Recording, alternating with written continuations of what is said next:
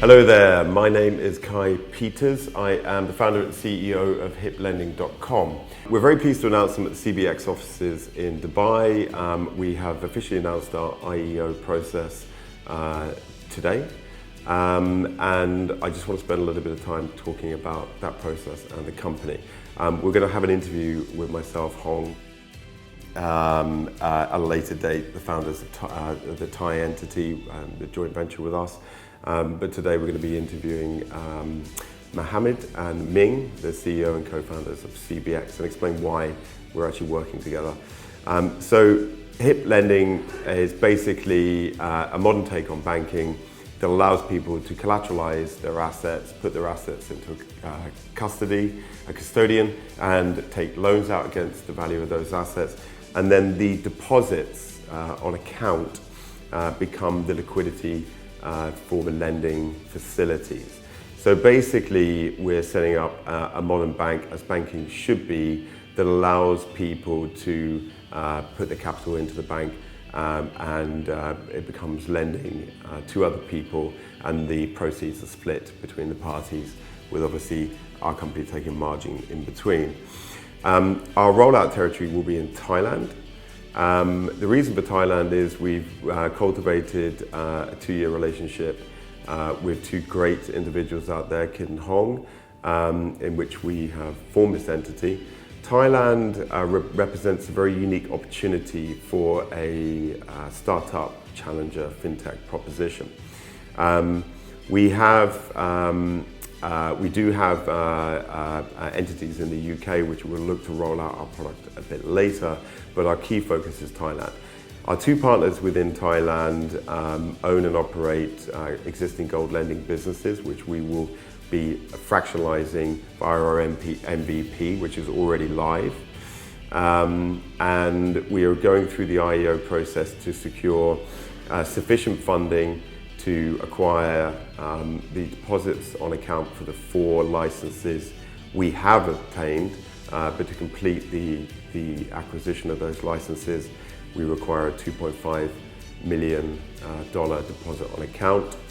And then we require the operating money to execute in Thailand, which makes up the rest of our raise. It's about $7.5 million US, which we are looking to secure during the IEO process. The IEO is basically a platform for fundraising and reaching a customer base, a user base for our primary product.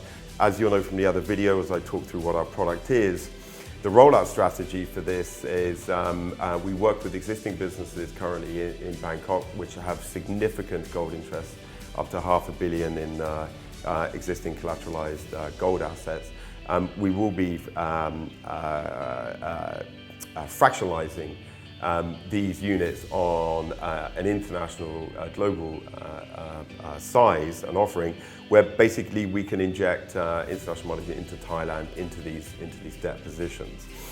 That is phase 1. In phase 2, we're going to be retail facing. So post the IEO, we secure the 4 licenses, which I've discussed before. Those licenses enable us to operate more or less as a bank. It's about probably the highest regulatory position you can achieve in Thailand. And at that point, we release our fintech proposition, which is direct to the retail customer.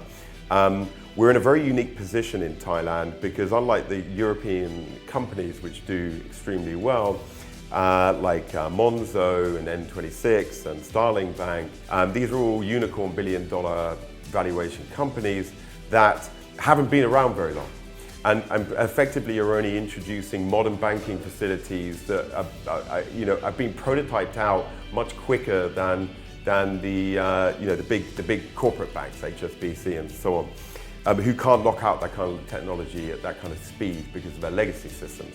So the user adoption in these products is huge, but the kind of capital return positions for the users is minimal, like getting 1 or 2%. If you're lucky on a deposit on a savings account, or even in your current account. So in Thailand, we're offering collateralized gold. People can collateralize their own assets, gold, diamonds, property will be the initial reach, starting with gold.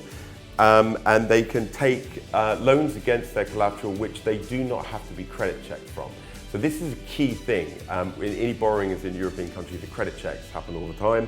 People get knocked out, they can't get borrowings, but they might have assets. So in Thailand, we focus on people's asset culture, and we offer loans against assets. The liquidity for that will be the deposits on account for the users.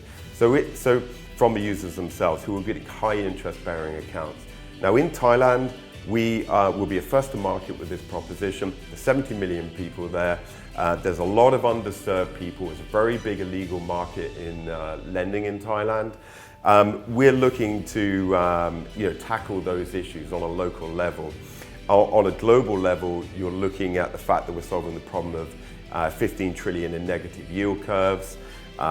You have, the pricing, the way the system works in modern banking doesn't necessarily benefit the user. It's there to serve the shareholder, the corporate structure of a company, which is understandable. That's the business model they operate. So we're opening up an opportunity for the money flow to flow a different way.